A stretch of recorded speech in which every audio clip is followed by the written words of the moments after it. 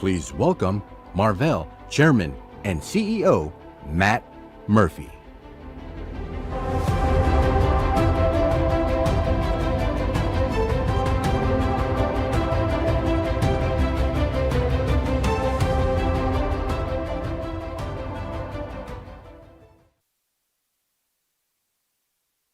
It's great to be here to kick off day one at COMPUTEX, and it's great to be back here in Taiwan. You know, the first time I came here was nearly 30 years ago. It was my first business trip to Asia. And I remember back then visiting some of the key technology companies here at the time. Many of them were still young, small companies, emerging companies. And today, those same companies have become the most important technology leaders in the world. Now, I've had the opportunity to come back many times and see Taiwan continue to grow in importance as one of the world's leading technology centers.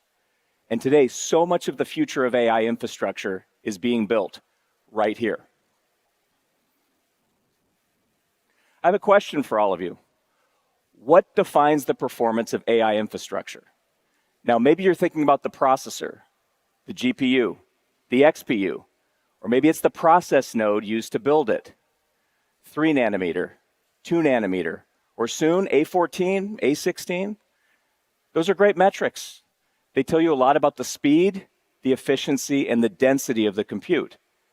And AI workloads are certainly compute intensive. But that's not the whole story. Now you might say, well, what about memory? AI workloads are incredibly memory intensive as well. More memory, higher bandwidth, all of that matters. It's all critical, no doubt. But that's still not the defining characteristic of the system. Because one processor, no matter how fast it is, no matter how much memory it has attached to it, is simply not enough for today's AI workloads. You need tens of thousands and eventually millions of processors working together as a single massive compute engine. That's why computing at this scale is fundamentally a connectivity challenge. And increasingly, it is the architecture and characteristics of connectivity that defines the performance of the system.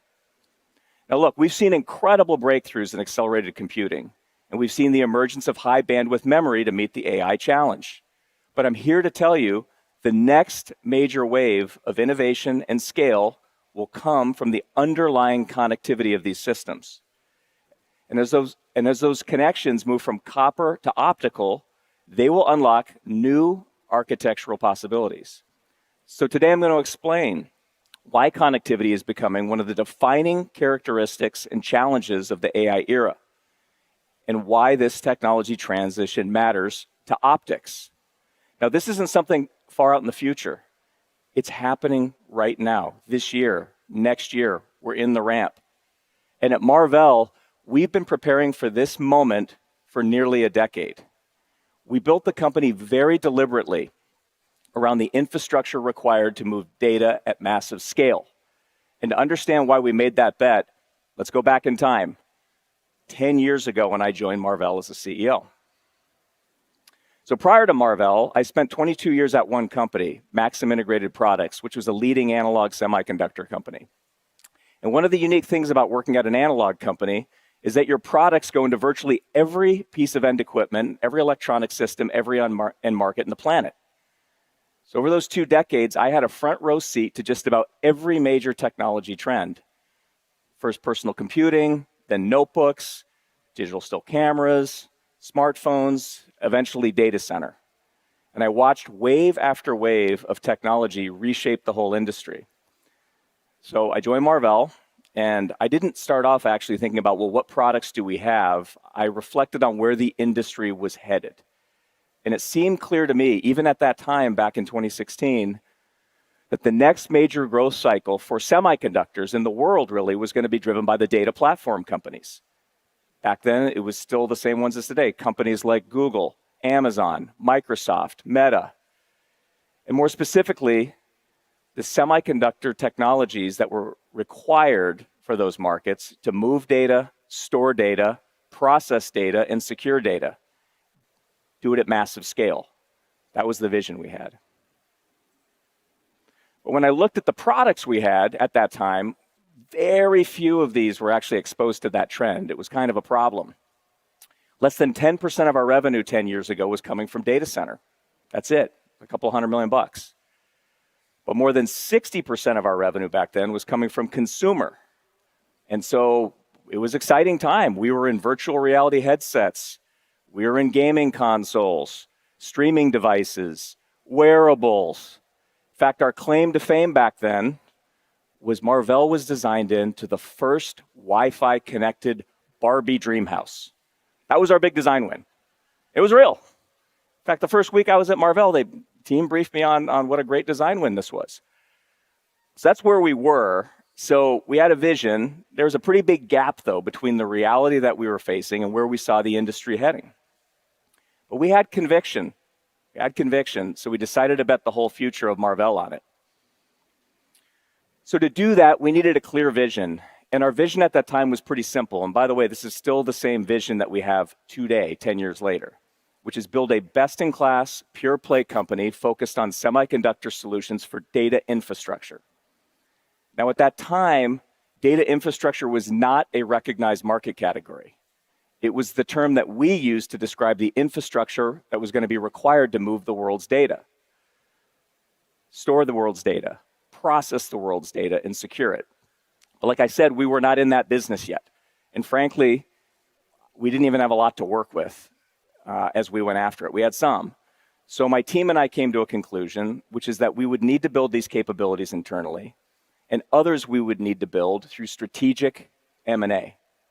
And we had to get focused, because when you're transforming, it's not just deciding about what you're going to do. It's equally important to decide what you are not going to do. So with that strategy in place, we got to work. We began systematically building Marvell around that vision. And it wasn't just one move. There was a series of deliberate choices. We looked for the premium assets in the markets that mattered the most, the best companies, best technologies, the best teams with the strongest market positions. Now, we first started by divesting businesses that weren't aligned with our strategy. You can see some of those there. Then very quickly, we acquired Cavium to strengthen our compute and networking capabilities. That was back in 2018. 2019, we divested our Wi-Fi business. Again, we were focusing. But we acquired Avera to establish our custom silicon business, and then Aquantia to bolster our connectivity portfolio. In 2021, we followed all that up by acquiring Inphi for $10 billion. It was our largest acquisition to date, and we got world-class data center connectivity technology into the company through that. And we acquired Innovium the same year, adding high-end data center switching capability to the portfolio. So then we took a break. We took a few years to digest and focused on unifying and building out our whole technology platform to address the data infrastructure opportunity. But over the last 12 months, we fired up the M&A engine again. We divested our automotive Ethernet business, again, power of focus, and acquired Celestial AI for its photonic fabric technology and XConn for scale-up switching. So if you add it all up, over the last decade, we've invested roughly $22.5 billion through acquisitions. We spent $18 billion organically inside of Marvell to develop the platform, and then we divested approximately $4.5 billion worth of assets. So all in, we've invested roughly $36 billion investing in this platform. Now, let me show you the result of some of these investments. First of all, we have built an incredible technology platform, and it all starts with the advanced process node. It's one of the most important decisions we made, actually, was to become a process node leader. Now, Marvell, Cavium, and some of the companies we acquired had all been fast followers, meaning you're like a node or two behind on everything you do. And that's largely a result of just not having enough scale. That's usually why people do that. But as we integrated these businesses, we made the decision that if we're going to compete in data infrastructure, we had to be at the absolute leading edge. No choice. Now, here's a little known fact. Marvell skipped 7 nanometer completely. We made a full node jump at that time from 14 and 16 nanometer all the way to 5. I mean, nobody does this. Nobody takes that kind of a risk or a bet, but we did, and it worked. It worked really well, flawlessly, actually. Our engineering team did an outstanding job executing this transformation. So in early 2020, we released our first world-class IP platform, complete with die-to-die interfaces, custom SRAM, high-speed SerDes, and more. Now, SerDes is a good example of how we built this platform. It combined Marvell's own core engineering strength with exceptional talent from Avera, Aquantia, Inphi, and others. Now, today, that is a 1,500-person organization at Marvell, second to none in terms of engineering scale and capability. So to support the process data portion of our mission, we built a best-in-class custom compute platform, working in deep partnerships with the world's leading hyperscalers. And that business has been doing very well for us. In store data, we built a whole portfolio of storage controllers, CXL-based memory poolers, and near-memory compute. But here's where we really went all in. And that was in data movement.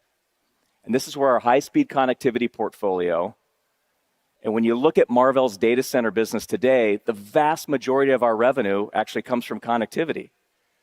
From high-speed optical interconnect inside the data center to long-reach optics between data centers to high-speed switching infrastructure. So today, we are the undisputed connectivity leader.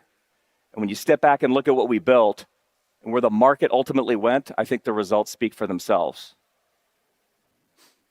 So back in 2016, Marvell was a $2.3 billion company. As we embarked on the transformation, actually in the first 5 years, we doubled the company, $4.5 billion in revenue. Over the next 5 years, our growth accelerated. And according to consensus estimates on Wall Street for the current year we're in, we're set to grow about 2.5 times over the last 5 years to $11.4 billion.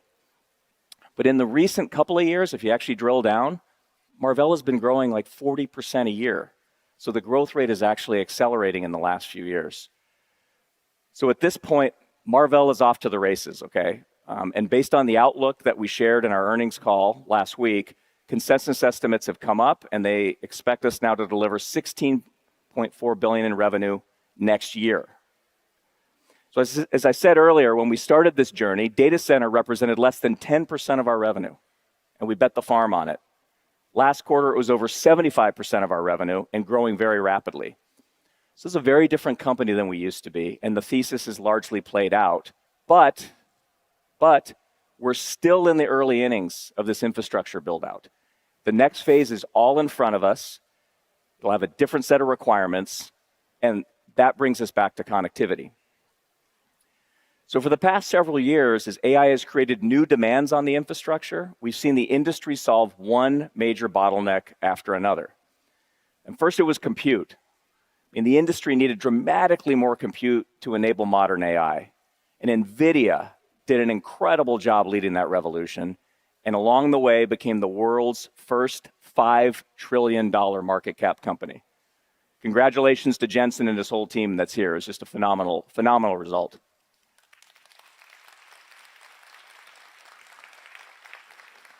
Next came the memory bottleneck. Larger models required enormous amounts of memory and bandwidth, and the memory companies are scaling aggressively now to meet that demand. And just recently, we've seen 3 new $1 trillion market cap companies emerge in that market. But the bottleneck is shifting again. Now it's connectivity that will define the limits of the infrastructure, just like with compute and memory. The industry will rally to meet this challenge. Now, this isn't just me saying this. This is what we're hearing from our largest customers. The world's largest hyperscalers are now reimagining their entire network architectures. They recognize that scaling AI infrastructure is now, first and foremost, a connectivity challenge. As reasoning models, mixture of experts architectures, agentic AI, it all continues to evolve, more data has to move across the infrastructure, demanding higher bandwidth and lower latency. And as workloads no longer fit within one data center, guess what? They need to build larger data centers or full campuses full of data centers and all the high-speed connectivity between them. Thus, the connectivity becomes a critical enabler of scaling compute. And increasingly, our customers recognize that optics is the way forward. And they're looking to leaders like Marvell to help them build larger, faster networks and at scale. So when you look across the semiconductor industry at the leading companies supporting this infrastructure build out, it becomes clear each of us is focused on a different part of the infrastructure. And that shows up in the revenue mix. Some of the companies are compute first. It means the vast majority of their revenue is tied to compute, with some of it tied to connectivity, but most of it's compute. And it's obviously a critical part of the stack, and that's why we have several trillion-dollar-plus companies in this group. Then you have the companies focused on memory, and again, all trillion-dollar market cap companies at this point. It's unbelievable. And then you have Marvell. We're different. We're unique. Today, the vast majority of our revenue actually comes from connectivity. So we built this company around data movement. And today, the vast majority of our revenue comes actually from connectivity. Now, this spans a broad range of technologies. And even the portion of our revenue that's from compute, which you can see, is fundamentally because customers embed our connectivity in their compute engines. So this gives us a unique position and perspective on these technology transitions that are happening. And it creates a very different relationship that we can have with the rest of the ecosystem. We partner deeply with the compute companies. We partner deeply with the memory companies. These are very strategic relationships. And in many ways, we are the Switzerland of the industry, and we work with everybody. Now, one of the best examples of the role that Marvell plays in this ecosystem is the recently announced strategic partnership and expansion with NVIDIA. And as part of this announcement that we made a few months back, NVIDIA invested $2 billion into Marvell. And we're expanding our partnership now across multiple dimensions, including optics, photonics, NVLink Fusion. And I'm thrilled to announce that Jensen himself is here today. He's going to join me on stage. We're going to spend a few minutes chatting about the partnership, and we're going to see where AI infrastructure goes from here. So with that, let me please welcome to the stage Jensen Huang.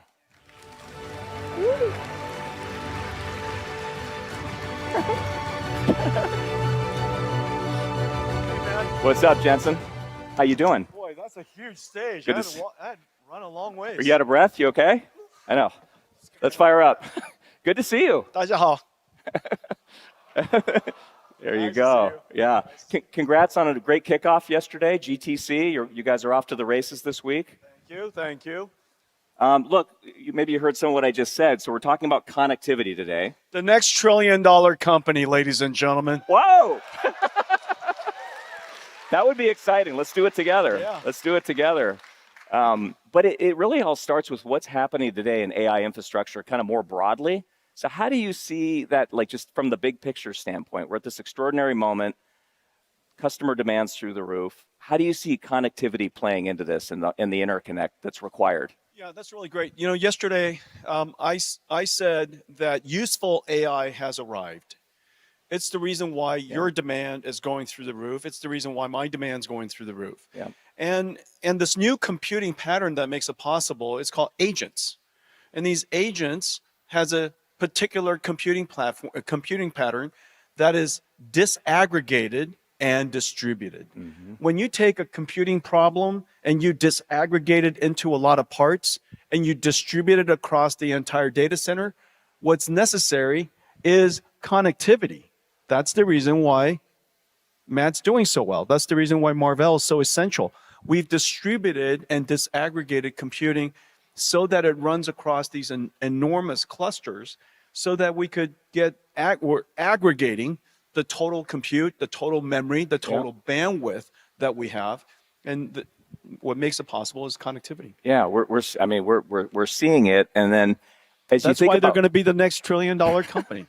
We got a little work to do, but we're on our way. We're on our way. Thank you, Jensen. Well, let's talk about scale. I mean, we used to talk about tens of GPUs and CPUs and XPUs connected, now thousands, now maybe millions at some point. So as you scale the compute and you scale the connectivity, I think we talked about things like agents, but how do you think about that, across data centers, within data centers? How do you think about connectivity at large playing that role? And what kinds of technologies do you think are important there? Well, at the foundation of it, the agent computing pattern requires an orchestration system that allows the large language models, the computing, to be able to think and reason and come up with plans. But it also has to use tools and browse the internet, access memory, access long-term memory, deal with short-term working memory. All of that requires a lot of connectivity. But it's also the case, and if you look at the way we introduced Vera Rubin, Hopper was designed for training. Yeah. Grace Blackwell introduced NVLink 72, our first scale-up fabric. It introduced the idea of extremely fast inference for MOE models that are very large, mixture of expert models that are extremely large. And so Grace Blackwell was for inference. Vera Rubin is to run agents, which is the reason why the Vera Rubin system includes, of course, the Vera Rubin thinking AI, but it also includes Vera CPUs for orchestration. It includes Vera CX for storage acceleration, for managing long-term memory. And the way that I think about these systems, sometimes maybe the CSP wants to design their own custom chip. And between us, we also partner together on NVLink Fusion, which makes it possible for you to use the same system architecture and with Vera Rubin inside, some of your semi-custom chips, a lot of your interconnect, silicon photonics and optics and technology such, and we can create essentially a disaggregated, distributed, and heterogeneous data center. And so that's the big idea. Yeah. And yet their system architecture is identical. Their networking technology can leverage a lot of NVIDIA stack. The CPU could be Vera, and yet it can leverage a lot of your stack. So NVLink Fusion is about taking NVIDIA's technology and our platforms, Marvell's technologies and we fuse it. That's why it's called Fusion. Yeah. No, I think about the partnership, and we've been working together a long time. I think memorializing it with the investment, which we really appreciate. I think it's been huge for us. We're honored to have it. Who doesn't love making money? It's nice to give. It's done well since you invested. Boy. So, when Jensen invests, I love just follow getting him. rich. Just follow him. Give Matt all my money and just watch him make money. That's what I'm doing every day. I love that. That's what I'm doing every day. Yeah. But I think these things you talked about, which we brought to fruition, NVLink Fusion, working together on optics. I mean, I think the era of agents and kind of your new platform now, I think it's ideally suited. I mean, NVLink Fusion, we had this idea years ago, right? But I think it was a little ahead of its time. And now, and I wanted to see if you agree, when you think about kind of your platform and then some of the custom networking and compute needs that our customers have, and the ability and the need to interoperate and work together, it seems like the time is now between Marvell and NVIDIA to really go enable our customers to have that flexibility that they're looking for and really use the era of agents to scale our platforms together. Yeah, ultimately, I do think that if you buy nothing but NVIDIA, it's okay. Okay? I mean, if you absolutely must design your own ASICs, we're still happy having NVIDIA be inside that data center. And so, you don't have to buy everything from us. Just buy something from us. We're happy to support you and support the customer. And so I think that between the two of us, you have the benefit of a general purpose, very high efficiency, a system that is very well built, starting with, of course, Vera Rubin. But anything that you want to extend to specialize, you can do so as well, which is the reason why your customers and mine, NVIDIA's in AWS, Marvell's in AWS, NVIDIA's in all of the clouds, and it's wonderful to see Marvell expand into all of these different clouds. Yeah, great, thanks. Hey, one last one for you. Just leave some business for me, Look, we're your best salespeople right now. Well, you have great I'm salespeople. your best salesperson. Working together. Final question for you. A lot of my talk is about some of the transition, especially as you go to inside the rack from copper to optical. Yeah. It's obviously not going to be a 1-0. It's going to take time. There's time and there's different use cases. But how do you see that playing out right now, the transition from copper to optics, and maybe how we can work together there too? Well, we should use copper as much as we can for as long as we can, but copper has its limits. Copper has its limits with bandwidth and also with distance. And so ultimately, the right strategy is to scale up with copper as long as you can. After that, you scale up further with optics, and you scale out with optics, and you scale across with optics. And so you use optics wherever you must. You use copper wherever you can. And so I think that intersection is going to continue for a long time. Here's the bottom line is, in the next 5-10 years, we're going to use a ton of copper, and we're going to use tons and tons of optics. And so these data centers are part of infrastructure now. And the reason why I say that AI is now useful AI has arrived, is because now AI is profitable and tokens are profitable. When token production is profitable, everybody wants to make more tokens, which is the reason why, Marvell's demand is so high, our demand is so high, because everybody wants to produce more tokens because it's used all over the place by agents. Yeah, absolutely. Well, I think you touched on a bunch of things I'm going to cover later. If you want to do the rest of my presentation, you can. Yeah, so ladies and gentlemen. These beautiful slides, Hey, Matt, just sit right there. I'll be. Yeah, you take it from here. All right, Jensen Huang. All right, good to see you, brother. All right, take care. Okay, guys, thank you. Thank you, Jensen. Bye, Marvell. Bye, Marvell. All right, outstanding. Super fun to have Jensen here, as always. All right, so we've been talking a lot about connectivity. Jensen and I just covered this, so let's dive in now, right? Let's go one level deeper. So AI infrastructure spans every distance. It spans from hundreds or even 1,000 kilometers between data centers to just millimeters inside the package. Every one of those distances, it requires a different solution. It's a different technology, different engineering team. It's a completely different set of experts. And in many cases, it's a different supply chain. So these are not variations of the same problem. What you have here is fundamentally different engineering challenges, and that's what we're going to walk through next. All right, so let's start with the longest distance. Jensen referred to this. This is scale across, connecting data centers together. Now, every major cloud provider has hundreds of data centers around the world. And all of those data centers need to communicate with each other.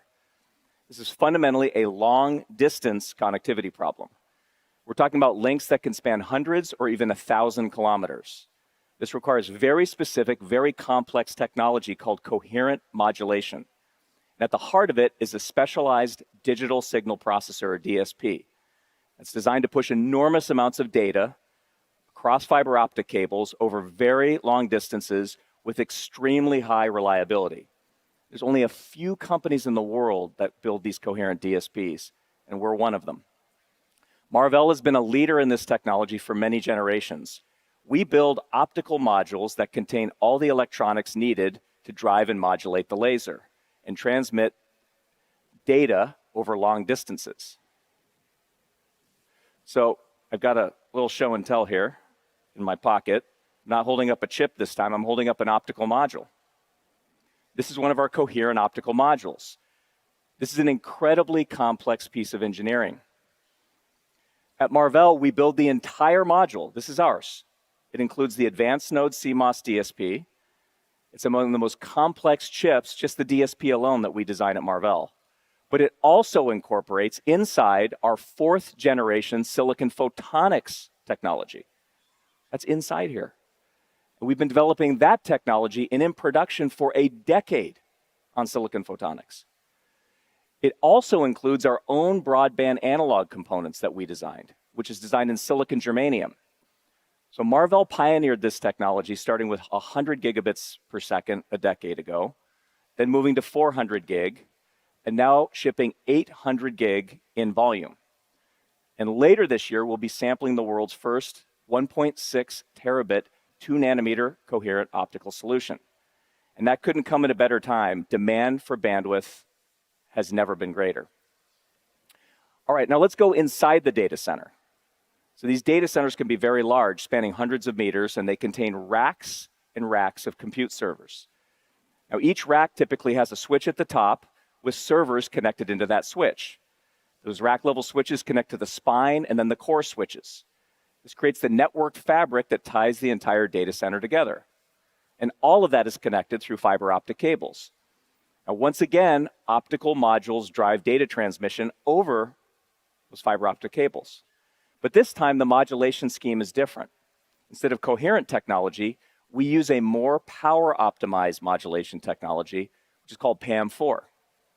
So the two key semiconductor solutions for this part of the market are the PAM4 chipset inside the module, and then the cloud switching infrastructure that ties the data center together.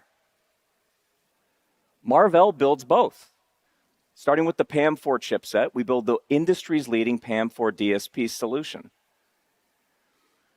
And also the high-speed analog components that go around them, including transimpedance amplifiers or TIAs and laser drivers. These are also in silicon germanium, by the way. And we've led the industry through every major transition of PAM technology, starting at 50 gig, 100 gig, 200, 400, and 800. Then last year, we began ramping Marvell's 1.6T 3-nanometer PAM4 solutions, leading the industry's transition to 1.6T connectivity. Now, for Ethernet switching, Marvell has a similarly complete portfolio of products, from 12.8 terabits to 51.2 terabits.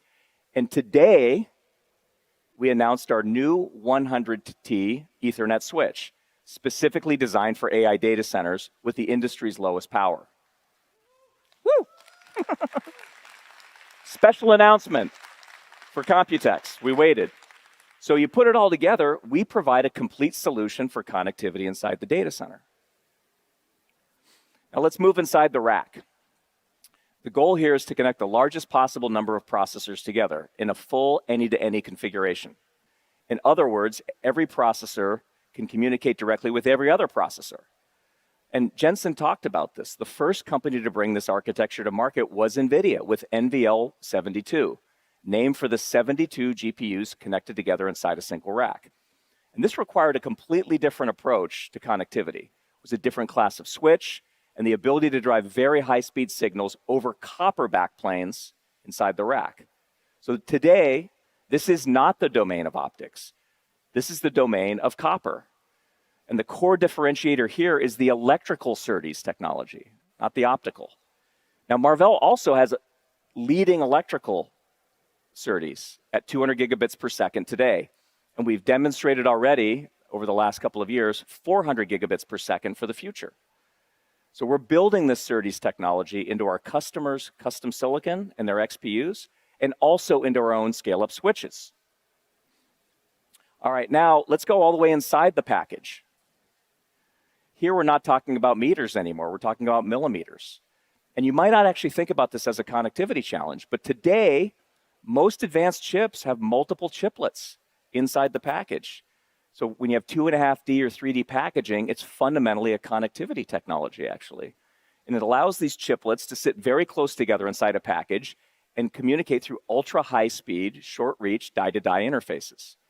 Now, Marvell has leading die-to-die SerDes and leading capability in advanced packaging, allowing our customers to build some of the most complex, unique multi-die chips in the industry. So as you can see, connectivity for AI data centers requires a very broad portfolio of technologies. Each distance requires a very different solution. And Marvell has the industry's most complete portfolio, from millimeters to kilometers, every hop, every distance. And it turns out having all of those capabilities under one roof is unusual. It's unique. When we go and compete, normally there's a different set of companies that we compete against in each one of these categories across these different distances. But this is what makes us unique. We're the one-stop shop. We're the leader across the entire connectivity stack. And that brings us to the next major challenge facing the industry. So what you probably notice as I describe these different solutions in the last couple of slides is there's different solutions for different distances, and that some of those connections today are optical, and some of those connections today are electrical. And it's actually defined by distance. And so the connections on the left side of this chart are optical today. That means they use fiber optic cables to transmit light with complex electronics on either side of the cable to drive and modulate the laser that's transmitting that light. The connections on the right side of this are electrical. So they use copper cables or just copper traces that are printed on the circuit board, or even microscopic copper routing inside the package. So the common theme here is copper. And in the middle, you see the wall, the copper wall. And the wall is defined by the longest distance you can transmit a signal over copper. So before you have to move to an optical connection. So this is an important distinction because copper is simple and it's low cost. And as Jensen said, you want to use it for as long as you can. It's very practical. But optics is more complicated. It requires lasers, photonics, complex electronics. So it's a bigger lift, but it's going to be needed. And the copper wall, what I'm here to tell you today, is it's about to move. It's going to move again, and it's going to take over the rack itself. So this is creating an explosion in demand for the optical industry. And incredibly complex engineering challenges are coming and along the way. So why is this happening? So it's not just somebody's preference to go do this. This is physics. The distance a signal can travel over a copper cable is inversely proportional to the bandwidth. So every time you double the bandwidth, you have to cut the distance in half. Today, the highest speed production systems in the world run at 200 gigabits per second per lane, just to give you an example. So at that bandwidth, the cable length is limited to roughly 2.5 meters. Now, by comparison, systems running at 100 gig could use about 5-meter cables. And the height of the rack is about 2 meters. So once you account for all the routing inside the rack, 2.5 meters is right at the limit. So when we move to 400 gig, we can no longer fully connect the rack with copper.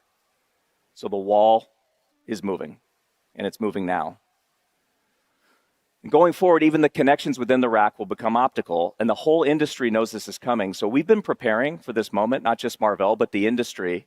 And you see this in Taiwan, by the way, in the supply chain and the ramp up that's happening. The ramifications for this are actually enormous because each time the wall moves one step to the right, the number of connections that you have goes up by at least an order of magnitude. So it's creating this explosion in demand, as I mentioned, and the optical supply chain needs to scale up massively and be ready. But we've seen this movie before, okay? I mean, 20 years ago, and I remember this when state-of-the-art was 10 gigabits per second inside the data center. It was 10 gig. And we used copper cables all across the data center. Optics back then was reserved for just very, very long distances. It was essentially like a telecom technology, but when the wall moved, the optics industry actually rose to the challenge. And today, all the hyperscale data centers in the world, they're all optically connected. And as we saw in that transition, it did require new solutions. You couldn't use the same power-hungry kind of telecom approach, which is where PAM4 came in. It was optimized for power, density, and reach, and requirements specifically tuned to inside the data center. And Marvell was one of the key innovators there. So we're about to see the same wave of innovation needed as optics moves inside the rack. And that's with a technology called co-packaged optics, or CPO. You hear a lot about this now. I'm going to tell you more. CPO is a technology where we bring the optical connections all the way to the package itself, right next to the compute, either the custom compute or the switching silicon. And the fundamental challenge we're solving with CPO is density and power. Now remember, the number of connections inside the rack is like 10x the number of connections between the racks. So if we just try to use the same optical technology used across the racks in the data center, you wouldn't have enough power, you wouldn't have enough physical space, you cannot fit all these standard optical modules and cables as they are today. It just doesn't work, it's not possible. So the industry has been inventing this co-packaged optics concept, which brings the optical fiber right to the package, and it tightly couples the electronics that drive the signal over the fiber directly with the custom compute or switching silicon. So this is a massive change, and it's hard because you're combining some of the most advanced technologies in the chip industry, leading edge CMOS, silicon photonics, advanced packaging, optical interconnect, all manufactured in a small, tightly integrated system. So the complexity is very high, but it's the only way to continue scaling bandwidth and overcome this limitation that I talked about with copper, while reducing power at the same time. So this is where the industry is headed, and this is one of the reasons that Marvell has invested for more than a decade in silicon photonics, optical DSPs, all the analog broadband components around it, and all the advanced packaging you need to pull this off. It needs to all come together actually in CPO. So this isn't some futuristic thing, guys. Okay, it's happening now. And in fact, I brought a couple of Marvell examples with me today, so let's do a quick show and tell. Okay, so over here you have a traditional Ethernet switch, This is our 100T Teralink switch that we announced today. And you guys are the first to see it, actually, everybody here in the room. You can see the switch in the middle of the board. Copper traces inside the PCB carry the signal to the front panel, which is here, and this is where all the optical modules plug in. Now, let's move over here. This is a CPO-based switch right here. Now, notice that there's still the switch silicon in the middle. That's right in the center of the die, of the package. In this case, this is our 51.2T switch, and all around the edges are 16 3.2T optical engines. So the 16 times 3.2, you get 51.2. So this is the fibers directly attached now to these engines. It's not to the front panel. So we've completely eliminated the copper traces on the PCB. Light comes directly out of the package. Okay, this is a very, very complex piece of engineering, and it was very cool to be able to show this off today. Okay, so co-package optics is here, and the industry is scaling up to meet the challenge. And as we've seen time and time again, every time we reach a physical barrier, we break through it with technology and innovation. In this case, by replacing copper with fiber, because unlike electrons traveling over copper wires, the distance that photons can carry a signal through glass is largely unrelated to the bandwidth. So as AI infrastructure demands even higher transmission speeds and needs to scale to larger and more complex systems, spanning millions of processors woven together now, not thousands or hundreds, optical connectivity will increasingly become the de facto solution. So the real question becomes, what does it take to deliver optics across the full AI infrastructure stack? What's it going to take? Well, it starts with recognizing there is no single technology for the entire data center. It's not how this works. There's no one-size-fits-all. There's no one-size-fits-all solution. There's no shortcuts. There's no easy way to the end here. There's not a single architecture, modulation scheme, frequency band, unique technology that's going to do it all. There's no free lunch. That's why we are pursuing a bunch of different unique optical paths across every distance to get here. Each one of these technologies that I have up here is optimized for a different design point. Each one enables a critical part of the infrastructure and addressing different requirements for density, bandwidth, and power and integration all across the stack. So if optical interconnect is the underlying technology for which next generation AI infrastructure is built, then Marvell is building the broadest portfolio with the deepest bench in the industry. But no company can deliver this transformation alone. And as Jensen talked about earlier, right, it takes an ecosystem to get here. So, like I said, technology innovation is great. It's part of the challenge, but not all of it. But demonstrating this at scale is really what matters. And at this point, if you're just operating on a PowerPoint or a demo, POC, press release, it's not going to get you there. Customers need solutions now that are ready, they're reliable, they need to be manufacturable and be ready to deploy at scale. So Marvell and our ecosystem partners have been doing this for a long time. We've already shipped hundreds of millions of DSPs. We've accumulated through our volumes tens of billions of device hours of data in the field. This experience matters because these products have to work, not just in the lab, but in the world's largest data centers at very high volume and very reliably for years. So that requires investing ahead in the manufacturing ecosystem. You've got to build the capacity and the supply chain infrastructure before the market arrives. This is why the ecosystem matters so much. And it matters a lot here in Taiwan, by the way. Now, one of our most important partners at Marvell in this journey has been Advanced Semiconductor Engineering, or ASE. Now, ASE is one of the world's leading semiconductor manufacturing companies. They have more than 100,000 employees with operation in Asia and actually all around the globe, with a decades-long track record of helping enable pretty much every major technology transition we've gone through in the semiconductor industry. Now, leading ASE through this period of transformation is someone that I know quite well. He spent more than 25 years helping shape both the company and the industry. Today, I'm thrilled to have my next guest speaker come up, which is ASE CEO, Dr. Tien Wu. Tien, please join me on the stage. Thank you.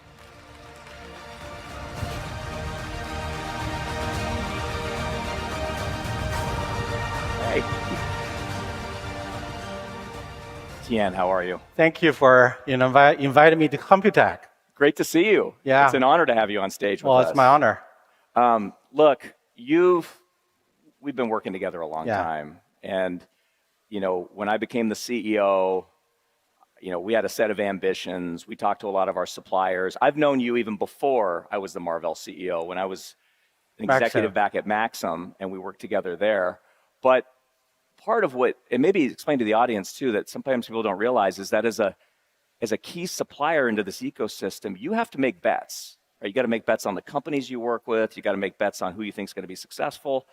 And we really appreciate that ASE bet on Marvell very early.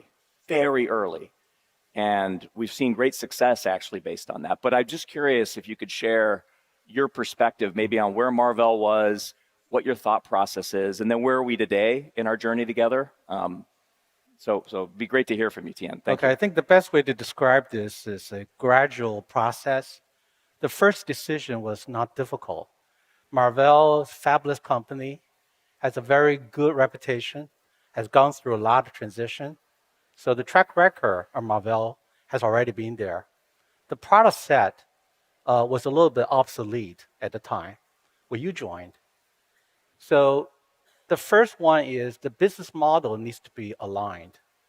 Taiwan, ASE, is in the manufacturing sector.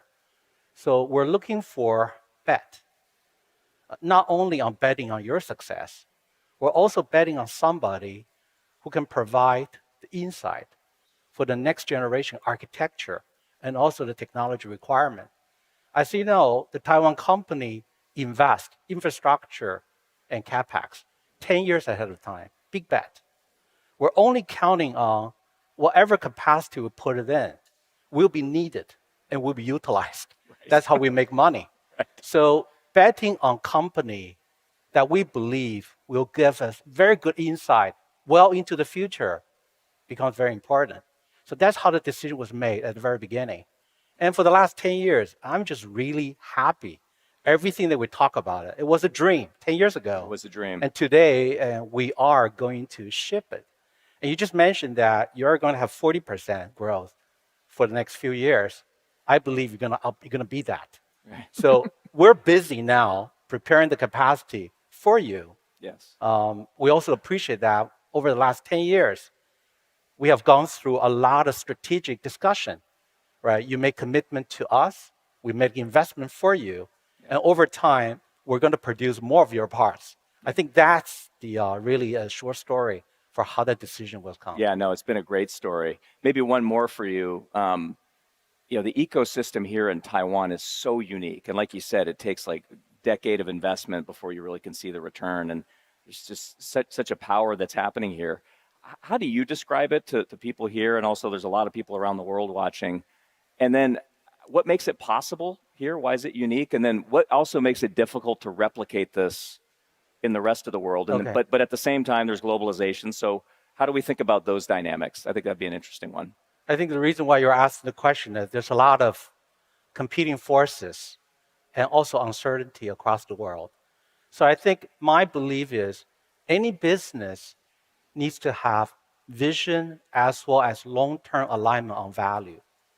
So in the business model, the whole Taiwan sector is built on capacity utilization and also innovation and technology investment way ahead of the curve. That's what Taiwan's value. So with the fabulous company or with specific IDM company, that business model aligns. Beneath that will be the economy of scale. Taiwan accumulated 40 years based on the PC transition to the wireless, to the mobile computing, to the data center. Now we're into HPC. So that 40 years of experience accumulated 350,000 semiconductor employees, also accumulated 1.1 million high-tech employees, and many of them are here. That experience becomes extremely valuable combined with the economy of scale as well as the cluster efficiencies. So when you think about the workforce with years of experience behind it, when you think about the cluster efficiency, when you think about the capacity, economy of scale, we already put it in. But one more thing, I think Taiwan, good or bad, we had fewer choices than the other region like United States. So most of the engineers, when they come out, they have few choices to make. Semiconductor IT industry becomes a attractive choices in Taiwan, not necessarily in the other region. So with all of this combined, I think this ecosystem is very, very difficult to replicate. It is not impossible, but would take years. Right. Great. Well, thank you so much. Okay. I Well, appreciate thank you. the partnership so much. Appreciate it. Thank you. We're off to the races, Tian. Thank you. Tian Wu. Thank you.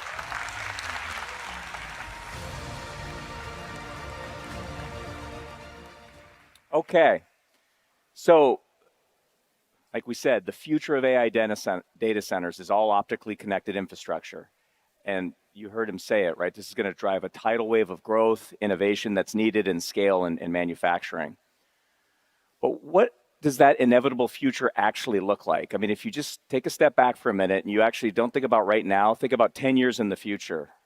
And it's a world where a lot of the copper connections are gone. And just think about a world where data transmission now at some point is all optical.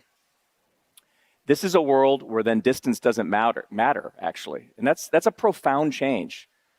Servers, racks, and overall data center architectures today have all been designed around the constraints of distance. And software workloads actually have also been optimized around those same constraints. But what if distance no longer matters? How might the architecture itself change? And what new capabilities become possible when the infrastructure is no longer constrained by distance? So let's start with the scale-up network in the rack. As we discussed earlier, this is where we can connect the largest possible number of processors together in a full any-to-any configuration. Now, in the past, the size of this domain was limited by the length of the copper connection, but with optics, distance doesn't matter. So now we can change the size of the scale-up domain from 72 or 144 XPUs or GPUs to 1,000 or more, all optically interconnected.